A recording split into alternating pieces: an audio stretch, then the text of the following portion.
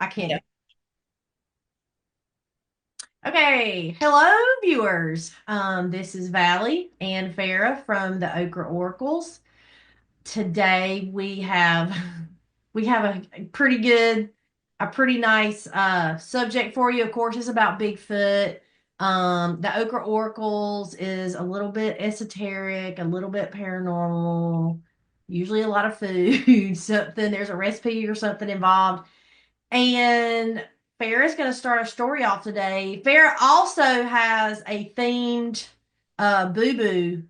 Um, if that lets you know what our subject is about today, it's going to be about Bigfoot. And does Bigfoot like peanut butter? What does Bigfoot eat? What does So, he eat? What does it? What does what big? does he? What doesn't he eat?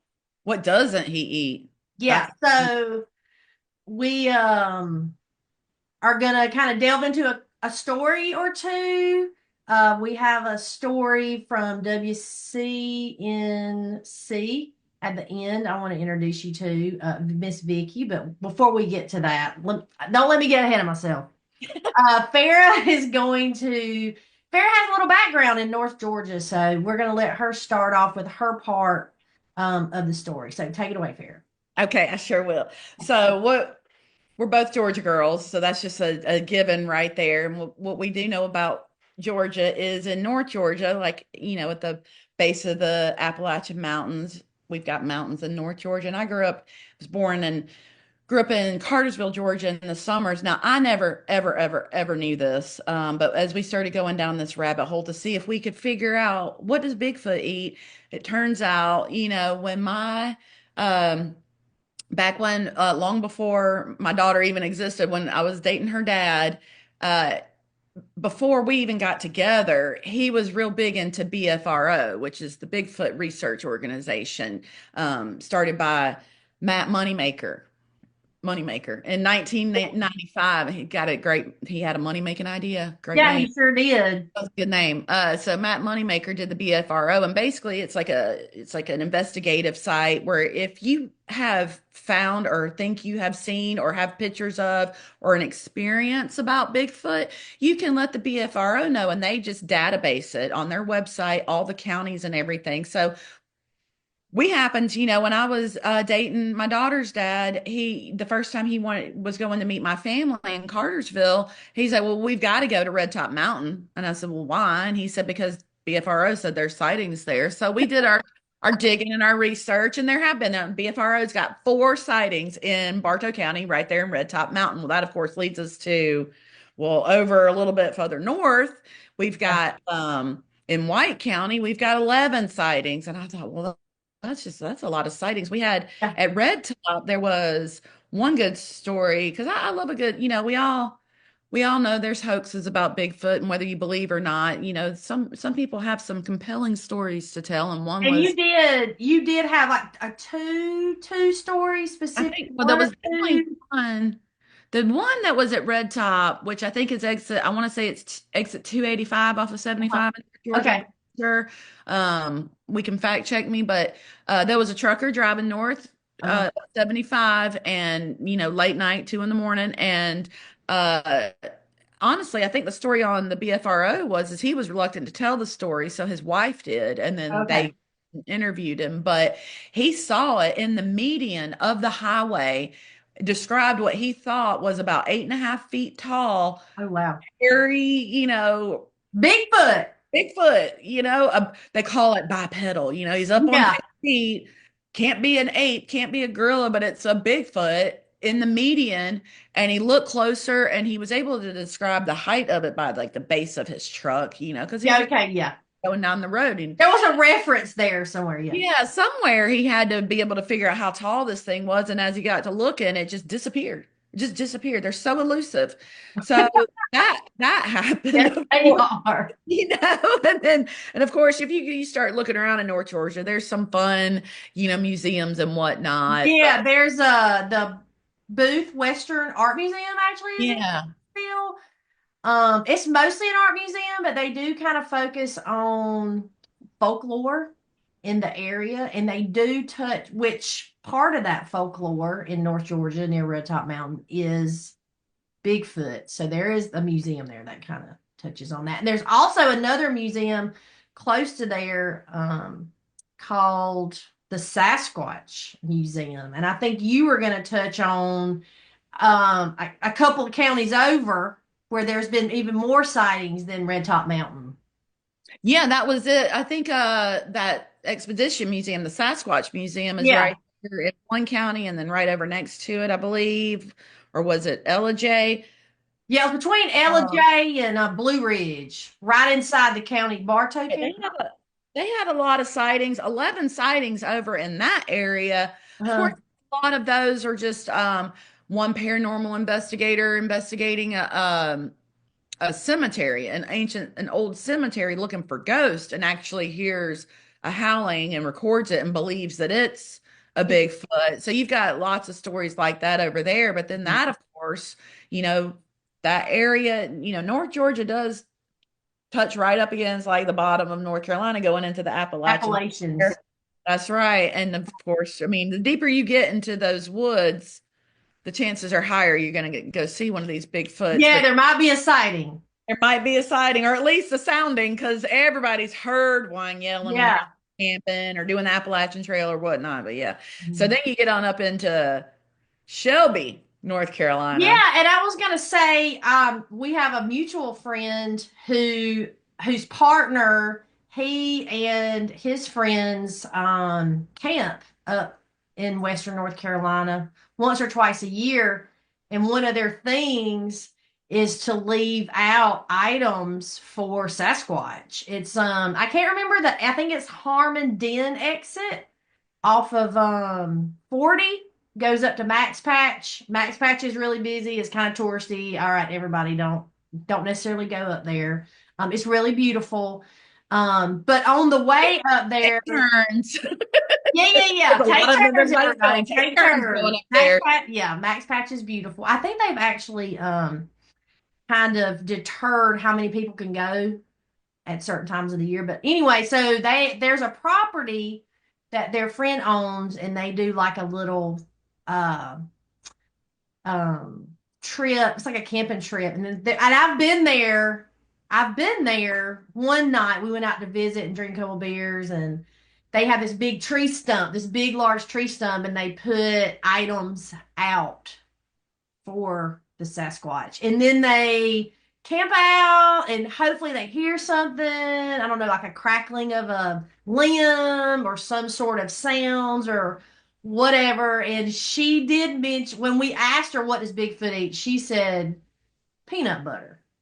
Of So, course. She said peanut so butter, of course. and Like there have it was been, a given. yeah, and all, in our online research, there were some stories, not necessarily reports, but stories of big finger marks, and jars of peanut butter. So, in other research that we did online, we found a story done by WCNC in Charlotte, and they happened to interview a lady named Vicky Cook from Shelby, North Carolina, and it was a great interview. And Vicky was interviewed saying that Bigfoot was really, really tall. She said he And was real yeah, tall.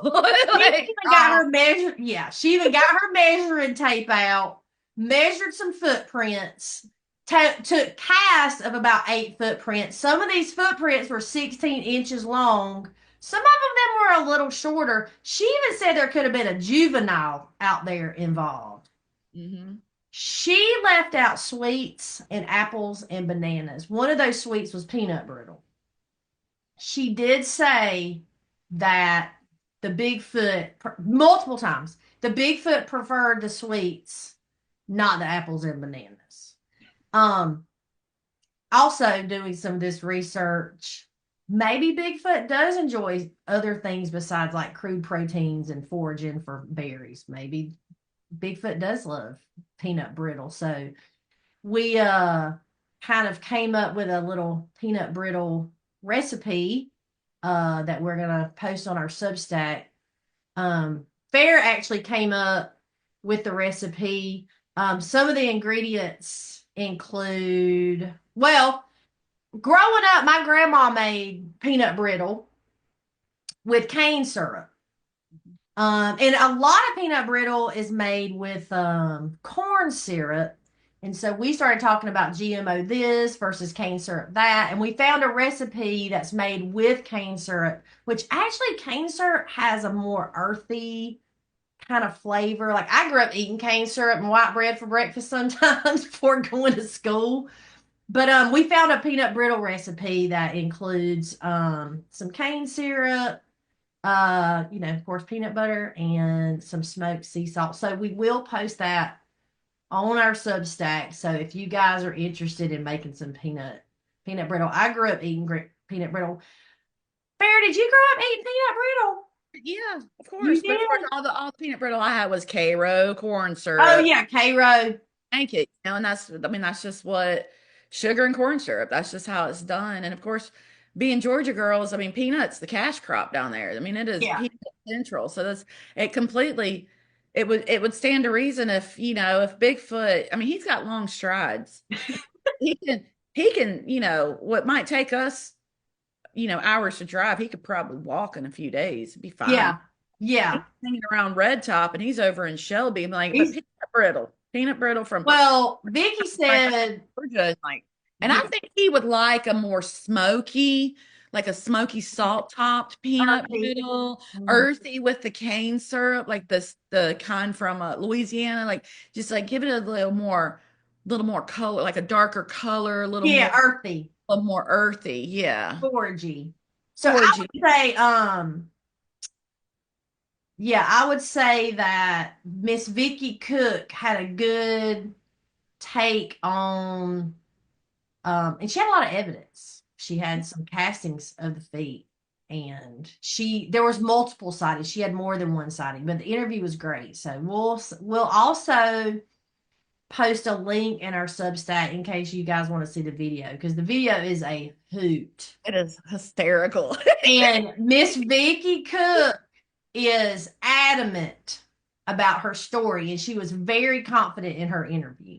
And she fed him peanut brittle.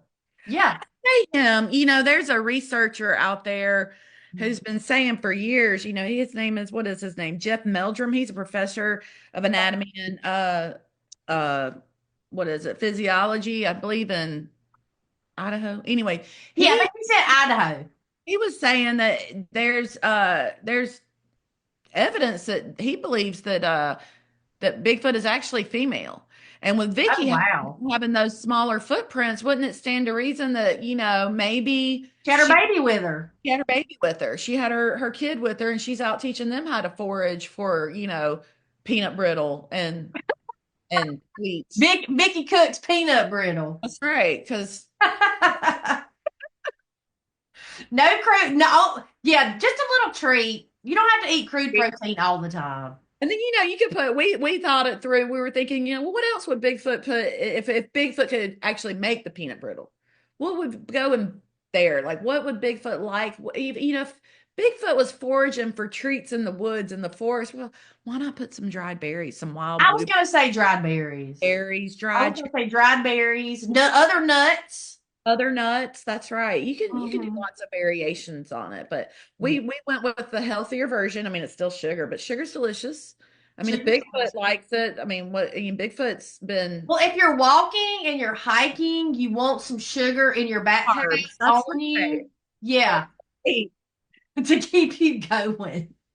and then I did discover for us, and I believe it was obviously satire, but in this, I have to tell you a story, Valley, because it cracked me up. Okay. So it's all over. Okay, viewers, by the way, I have not heard this story yet. Okay, this is Valley's blind reaction. I'm just going to read it to you because Okay. so there was a local woman. She's the talk of the town after an outrageous claim that she recently made. Sierra Munson, 24, says that she was impregnated by Bigfoot while on a camping trip a few months ago. Now, this story was put out in 2023. Okay. Says, She said it's the only logical explanation.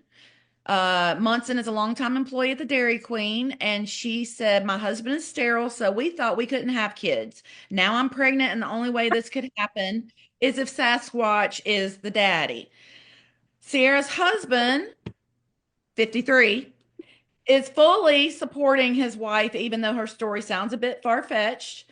She was on a camping trip, Harold Munson says. She said that the Bigfoot snuck into her tent and had his way with her. And I believe my wife, we've been married for a long time.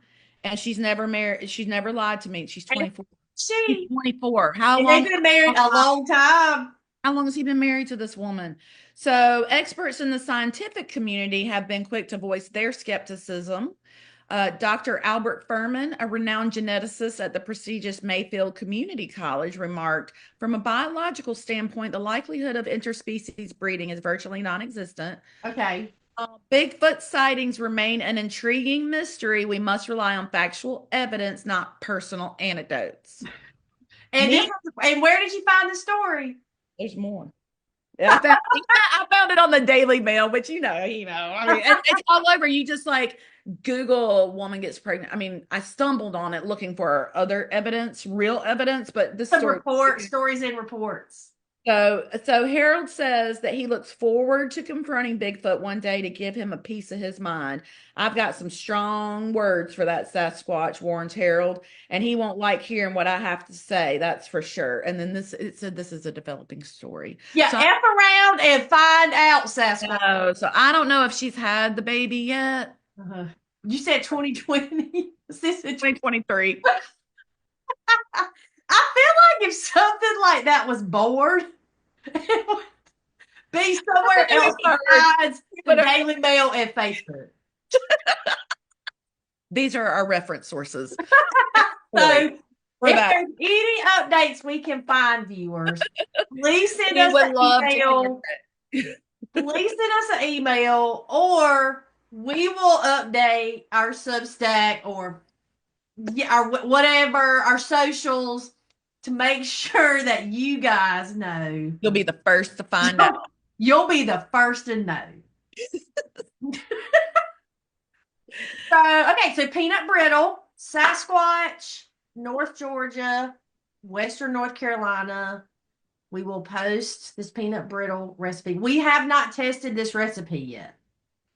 Our goal is to test all the recipes that we have. Some of our stories may not have recipes attached. It may just be about an herb, a drink, a recipe, A food connection, food. Yeah, etymology of things. Yeah, yeah, things come from or how it got there. That's right. yeah.